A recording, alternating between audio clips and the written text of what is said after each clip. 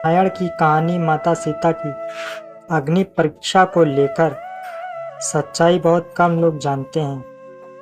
अग्नि परीक्षा को लेकर कई कहावतें भी बनी हैं। रामायण की कहानी पौराणिक कथाओं के अनुसार प्रभु श्री राम को मर्यादा पुरुषोत्तम के नाम से भी जाना जाता है और एक राजा की तरह श्री राम के लिए अपनी प्रजा के लिए समर्पण सबसे ज्यादा महत्वपूर्ण था। ऐसे में जब लंबे समय तक रावण की कैद में रहने के बाद माता सीता जब वापस आई तो उन्होंने अग्नि परीक्षा दी थी। हालांकि जब लक्ष्मण को इस बात का पता चला तो लक्ष्मण राम से खफा हो गए और यहाँ कि उन्होंने अपने भाई को माता सीता को अग्नि परीक्षा से गुजरने के लिए विद्रोह करने तक धमकी दे डाली थी।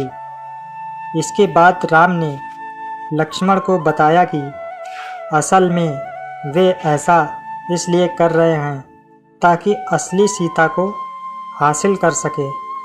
तो क्या आप जानते हैं कि आखिर सीता माता को किन कारणों की वजह से अग्नि से गुजरना पड़ा था? क्या कहता है पद्म पुराण? पद्म पुराण के अनुसार रामायण में एक नहीं बल्कि दो सीता थी। पहली असली और दूसरी माया की सीता।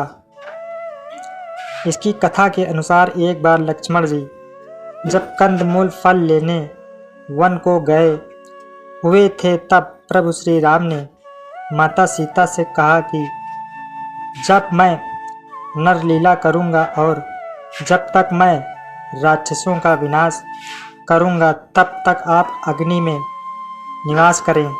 ऐसा कहकर श्री राम ने सीता माता को अग्निदेव को सौंप दिया।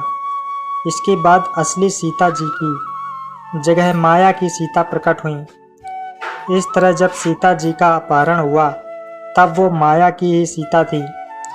जब युद्ध समाप्त हो गया और राक्षसों का विनाश हो गया तब भगवान श्री राम ने माता सीता को अग्नि परीक्षा के लिए कहा और माया की सीता अग्नि कुंड में समा गई। माया की सीता के अग्नि में समाते ही असली माता सीता अग्नि से बाहर आ गई और इस पूरी अग्नि परीक्षा का सिर्फ एक यही कारण था। सीता माता के प्रतिबिंब का रावण ने किया था हरण। अग्निदेव ने सीता माता को अपने सुरक्षा चक्र में रखकर कुटिया से गायब कर दिया। वहां पर सीता माता के प्रतिबिंब को रखा गया। रावण ने असल में सीता माता का नहीं बल्कि उनके प्रतिबिंब का हरण किया। इसका संकेत इस बात से मिलता है कि जब रावण ने बलपूर्वक सीता को पकड़कर रथ में बिठाया तो सीता के पतिव्रत धर्म के मुताबिक रावण को जलकर भस्म हो जाना चाहिए था, लेकिन ऐसा नहीं हुआ क्योंकि रावण द्वारा हरी गई सीता असल सीता नहीं बल्कि उसका प्रतिबिंब थी।